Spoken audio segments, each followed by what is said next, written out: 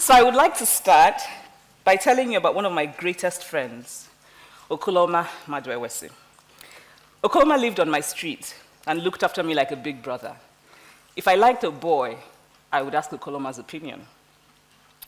Okoloma died in the notorious Sosoliso plane crash in Nigeria in December of 2005, almost exactly 7 years ago. Okoloma was the person I could argue with, laugh with, and truly talk to. He was also the first person to call me a feminist. I was about 14. We were in his house, arguing, both of us bristling with half-baked knowledge from books that we had read. I don't remember what this particular argument was about. But I remember that as I argued and argued, Okoloma looked at me and said, "You know, you're a feminist." It was not a compliment. I could tell from his tone, the same tone that you would use to say something like, "You're a supporter of terrorism." I did not know exactly what this word feminist meant, and I did not want Okoloma to know that I did not know. So I brushed it aside and I continued to argue. And the first thing I planned to do when I got home was to look up the word feminist in the dictionary.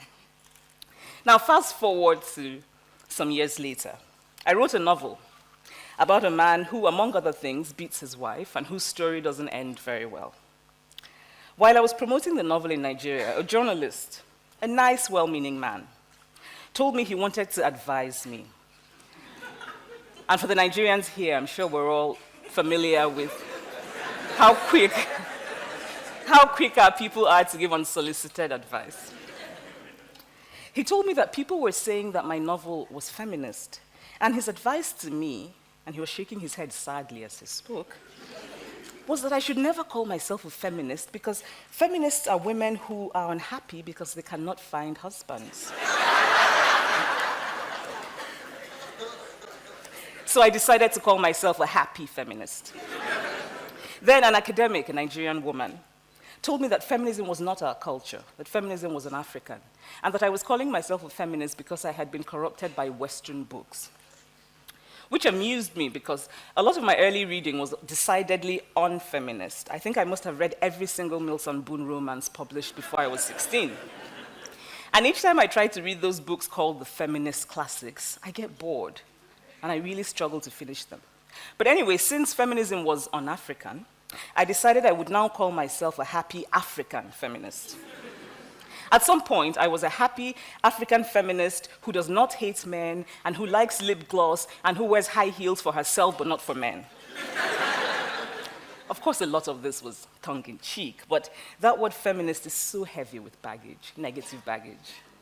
You hate men, you hate bras, you hate African culture, that sort of thing. Now, here's a story from my childhood. When I was in primary school, my teacher said at the beginning of term that she would give the class a test, and whoever got the highest score would be the class monitor. Now, class monitor was a big deal.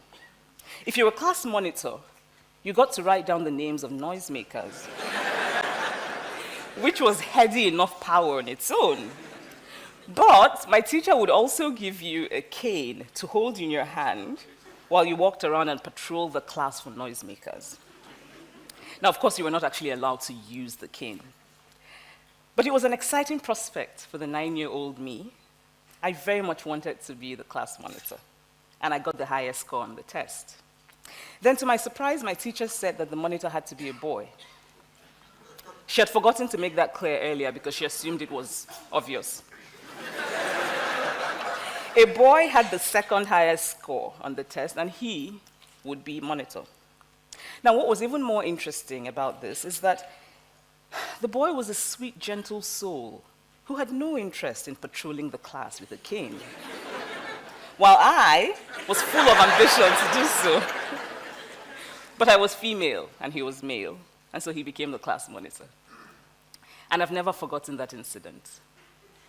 I often make the mistake of thinking that something that is obvious to me is just as obvious to everyone else. Now, take my dear friend Louis, for example. Louis is a brilliant progressive man, and we would have conversations, and he would tell me, "I don't know what you mean by things being different or harder for women. Maybe in the past, but not now." And I didn't understand how Louis could not see what seemed so self-evident. Then one evening, in Lagos, Louis and I went out with friends.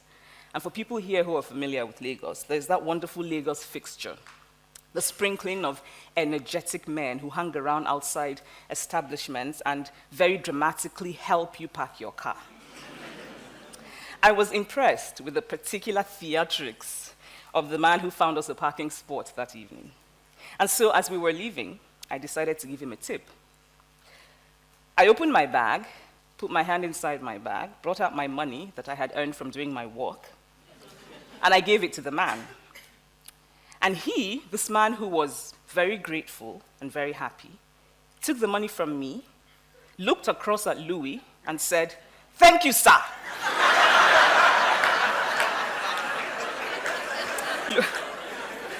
Louis looked at me, surprised, and asked, "Why is he thanking me? I didn't give him the money." Then I saw realization dawn on Louis's face. The man believed that whatever money I had ultimately come from Louis, because Louis is a man. Now, men and women are different. We have different hormones, we have different sexual organs, we have different biological abilities. Women can have babies, men can't. At least not yet. Men have testosterone and are, in general, physically stronger than women. There's slightly more women than men in the world. About 52% of the world's population is female. But most of the positions of power and prestige are occupied by men. The late Kenyan Nobel Peace Laureate, Wangari Maathai, put it simply and well when she said, "The higher you go, the fewer women there are." In the recent US elections, we kept hearing of the Lilly Ledbetter Law. And if we go beyond the nicely alliterative name of that law, it was really about a man and a woman doing the same job, being equally qualified, and the man being paid more because he's a man. So in a literal way, men rule the world. And this made sense 1,000 years ago. Because human beings lived then in a world in which physical strength was the most important attribute for survival. The physically stronger person was more likely to lead. And men in general are physically stronger. Of course, there are many exceptions. But today we live in a vastly different world. The person more likely to lead is not the physically stronger person. It is the more creative person, the more intelligent person, the more innovative person. And there are no hormones for those attributes. A man is as likely as a woman to be intelligent, to be creative, to be innovative. We have evolved, but it seems to me that our ideas of gender have not evolved. Some weeks ago, I walked into the lobby of one of the best Nigerian hotels. I thought about naming the hotel, but I thought I probably shouldn't. And a guard at the entrance stopped me and asked me annoying questions. Because the automatic assumption is that a Nigerian female walking into a hotel alone is a sex worker. And by the way, why do these hotels focus on the ostensible supply rather than the demand for sex workers? In Lagos, I cannot go alone into many reputable bars and clubs. They just don't let you in if you're a woman alone. You have to be accompanied by a man. Each time I walk into a Nigerian restaurant with a man, the waiter greets the man and ignores me. The waiters are products.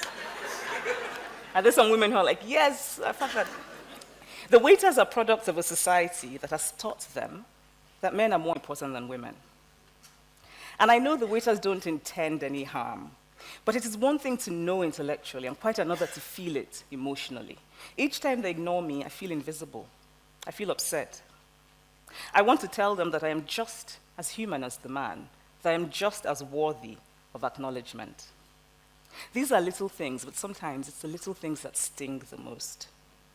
Now, not long ago, I wrote an article about what it means to be young and female in Lagos, and an acquaintance told me, it was so angry.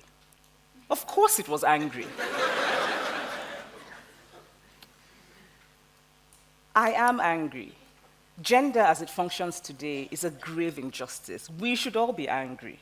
Anger has a long history of bringing about positive change. But in addition to being angry, I'm also hopeful. Because I believe deeply in the ability of human beings to make and remake themselves for the better. Gender matters everywhere in the world, but I want to focus on Nigeria and on Africa in general, because it is where I know and because it is where my heart is. And I would like today to ask that we begin to dream about and plan for a different world, a fairer world. A world of happier men and happier women who are truer to themselves. And this is how to start. We must raise our daughters differently. We must also raise our sons differently. We do a great disservice to boys in how we raise them. We stifle the humanity of boys. We define masculinity in a very narrow way. Masculinity becomes this hard, small cage, and we put boys inside the cage. We teach boys to be afraid of fear. We teach boys to be afraid of weakness, of vulnerability.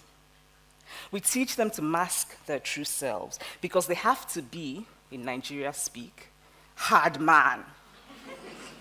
In secondary school, a boy and a girl, both of them teenagers, both of them with the same amount of pocket money, would go out and the boy would be expected always to pay to prove his masculinity.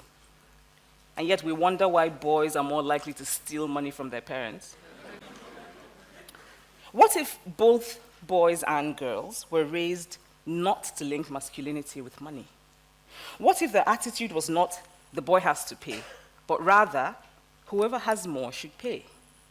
Now, of course, because of the historical advantage, it is mostly men who will have more today. But if we start raising children differently, then in 50 years, in 100 years, boys will no longer have the pressure of having to prove this masculinity. But by far the worst thing we do to males, by making them feel that they have to be hard, is that we leave them with very fragile egos. The more hard man a man feels compelled to be, the weaker his ego is. And then we do a much greater disservice to girls because we raise them to cater to the fragile egos of men. We teach girls to shrink themselves, to make themselves smaller. We say to girls, you can have ambition, but not too much. You should aim to be successful, but not too successful. Otherwise, you will threaten the man. If you are the breadwinner in your relationship with a man, you have to pretend that you're not, especially in public. Otherwise, you will emasculate him. But what if we question the premise itself? Why should a woman's success be a threat to a man? What if we decide to simply dispose of that word? And I don't think there's an English word I dislike more than emasculation. A Nigerian acquaintance once asked me if I was worried that men would be intimidated by me. I was not worried at all.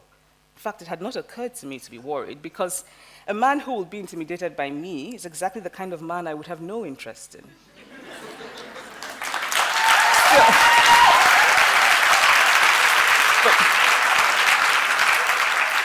But still, I was really struck by this. Because I am female, I'm expected to aspire to marriage. I'm expected to make my life choices, always keeping in mind that marriage is the most important. Now, marriage can be a good thing. It can be a source of joy and love and mutual support. But why do we teach girls to aspire to marriage and we don't teach boys the same? I know a woman who decided to sell her house because she didn't want to intimidate a man who might marry her. I know an unmarried woman in Nigeria who, when she goes to conferences, wears a wedding ring because, according to her, she wants the other participants in the conference to give her respect. I know young women who are under so much pressure from family, from friends, even from work, to get married, and they're pushed to make terrible choices. A woman at a certain age who is unmarried, our society teaches her to see it as a deep personal failure. And a man at a certain age who is unmarried, we just think he hasn't come around to making his pick. It's easy for us to say, oh, but women can just say no to all of this. But the reality is more difficult and more complex. We're all social beings. We internalize ideas from our socialization. Even the language we use in talking about marriage and relationships illustrates this. The language of marriage is often a language of ownership rather than a language of partnership. We use the word respect to mean something a woman shows a man, but often not something a man shows a woman. Both men and women in Nigeria will say, and this is an expression I'm very amused by, I did it for peace in my marriage. Now, when men say it, it is usually about something that they should not be doing anyway. Sometimes they say it to their friends, it's something they say to their friends in a kind of fondly exasperated way, something that ultimately proves how masculine they are, how needed, how loved. Oh, my wife said I can't go to the club every night, so for peace in my marriage, I do it only on weekends. Now, when a woman says, I did it for peace in my marriage, she's usually talking about having given up a job, a dream, a career. We teach females that in relationships, compromise is what women do. We raise girls to see each other as competitors, not for jobs or for accomplishments, which I think can be a good thing, but for the attention of men. We teach girls that they cannot be sexual beings in the way that boys are. If we have sons, we don't mind knowing about our sons' girlfriends, but our daughters' boyfriends, God forbid. But of course, when the time is right, we expect those girls to bring back the perfect man to be their husbands. We police girls, we praise girls for virginity, but we don't praise boys for virginity. And it's always made me wonder how exactly this is supposed to work out, because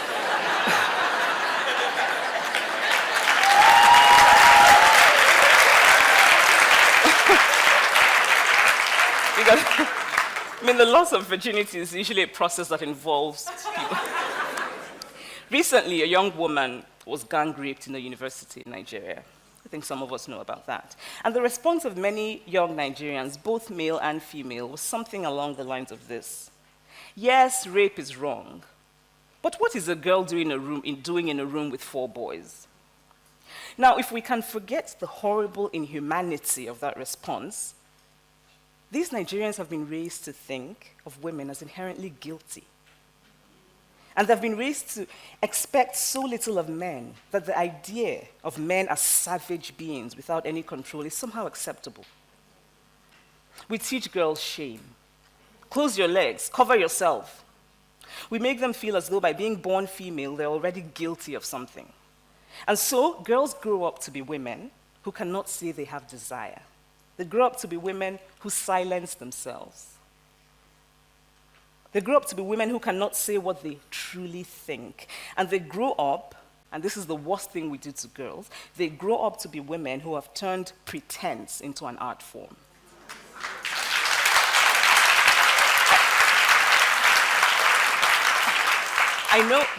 I know a woman who hates domestic work. She just hates it. But she pretends that she likes it.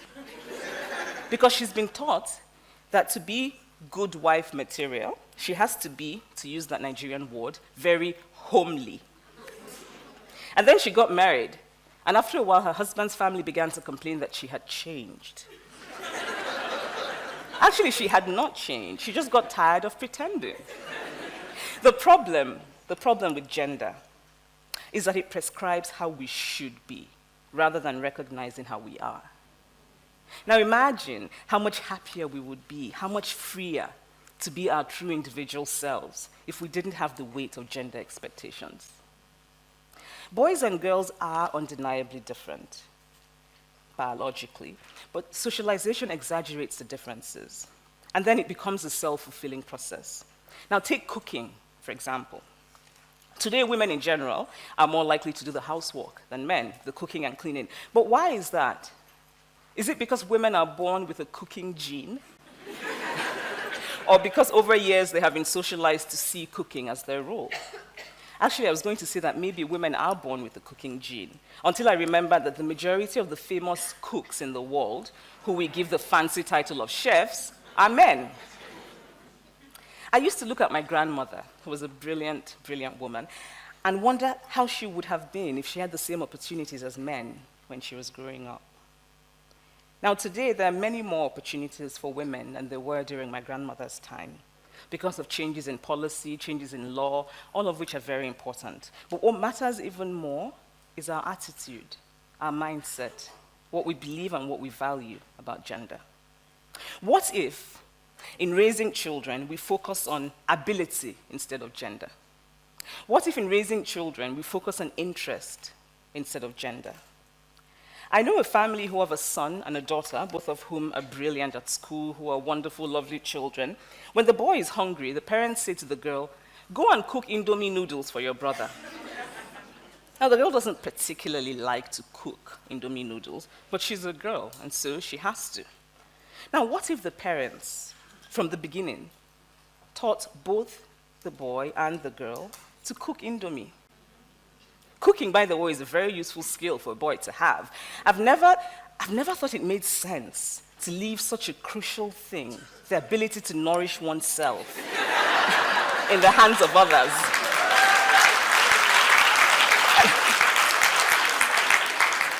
I know a woman who has the same degree and the same job as her husband. When they get back from work, she does most of the housework, which I think is true for many marriages. But what struck me about them was that whenever her husband changed the baby's diaper, she said thank you to him. Now, what if she saw this as perfectly normal and natural, that he should, in fact, care for his child? I'm trying to unlearn many of the lessons of gender that I internalized when I was growing up. But I sometimes still feel very vulnerable in the face of gender expectations. The first time I taught a writing class in graduate school, I was worried. I wasn't worried about the material I would teach because I was well prepared and I was going to teach what I enjoyed teaching. Instead, I was worried about what to wear. I wanted to be taken seriously. I knew that because I was female, I would automatically have to prove my worth. And I was worried that if I looked too feminine, I would not be taken seriously. I really wanted to wear my shiny lip gloss and my girly skirt, but I decided not to. Instead, I wore a very serious, very manly, and very ugly suit. Because the sad truth is that when it comes to appearance, we start off with men as the standard, as the norm. If a man is getting ready for a business meeting, he doesn't worry about looking too masculine and therefore not being taken for granted. If a woman is getting ready for a business meeting, she has to worry about looking too feminine and what it says and whether or not she will be taken for granted, whether or not she will be taken seriously. I wish I had not worn that ugly suit that day. I've actually banished it from my closet, by the way. Had I then the confidence that I have now to be myself, my students would have benefited even more from my teaching because I would have been more comfortable and more fully and more truly myself. I have chosen to no longer be apologetic for my femaleness and for my femininity.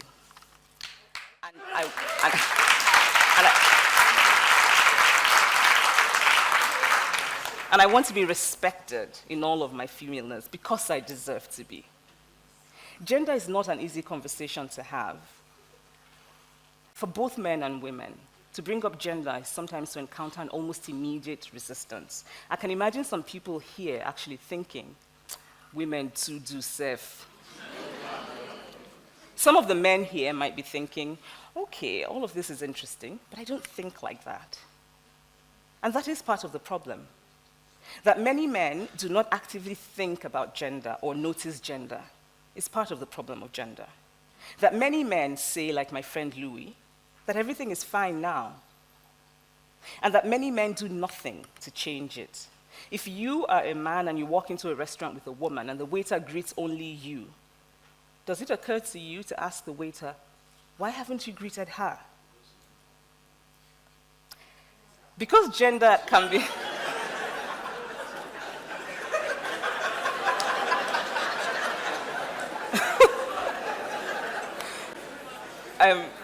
Actually, Women Rapper was part of the longer version of this talk.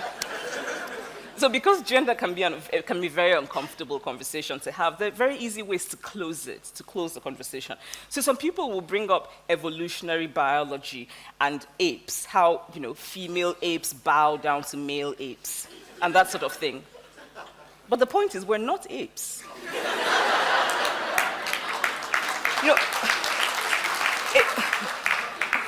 Apes also live on trees and have earthworms for breakfast, and we don't. Some people will say, well, poor men also have a hard time. And this is true. But this is not what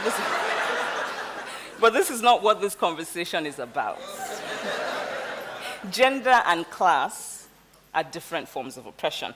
I actually learned quite a bit about systems of oppression and how they can be blind to one another by talking to black men. I was once talking to a black man about gender, and he said to me, "Why do you have to say my experience as a woman? Why can't it be your experience as a human being?" Now, this was the same man who would often talk about his experience as a black man. Gender matters. Men and women experience the world differently. Gender colors the way we experience the world. But we can change that. Some people will say, "Oh, but women have the real power, bottom power." And for non-Nigerians, bottom power is an expression which I suppose means something like a woman who uses her sexuality to get favors from men. But bottom power is not power at all. Bottom power means that a woman simply has a good route to tap into from time to time somebody else's power. And then, of course, we have to wonder what happens when that somebody else is in a bad mood or sick or impotent. So, some people will say that a woman being subordinate to a man is our culture. But culture is constantly changing. I have beautiful twin nieces who are 15 and live in Lagos. If they had been born 100 years ago, they would have been taken away and killed because it was our culture, it was Igbo culture to kill twins. So what is the point of culture? I mean, there's the decorative, the dancing, but also culture really is about preservation and continuity of a people. In my family, I am the child who is most interested in the story of who we are, in our traditions, in the knowledge of ancestral lands. My brothers are not as interested as I am, but I cannot participate. I cannot go to Munna meetings. I cannot have a say because I am female. Culture does not make people. People make culture. So if it is in fact true, So if it is in fact true that the full humanity of women is not our culture, then we must make it our culture. I think very often of my dear friend, Okoloma Maduewesi.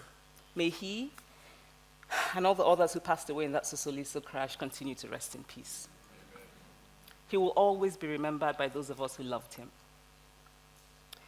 And he was right that day many years ago when he called me a feminist. I am a feminist.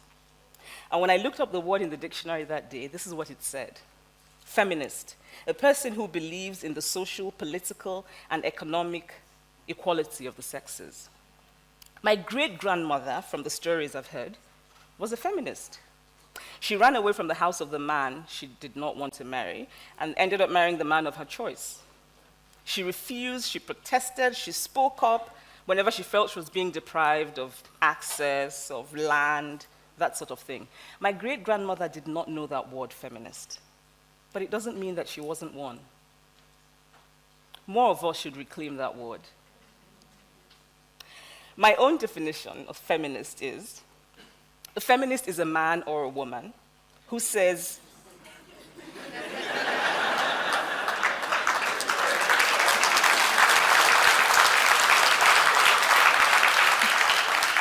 a feminist is a man or a woman who says, yes, there's a problem with gender as it is today, and we must fix it. We must do better. The best feminist I know is my brother, Kene. He's also a kind, good-looking, lovely man, and he's very masculine. Thank you.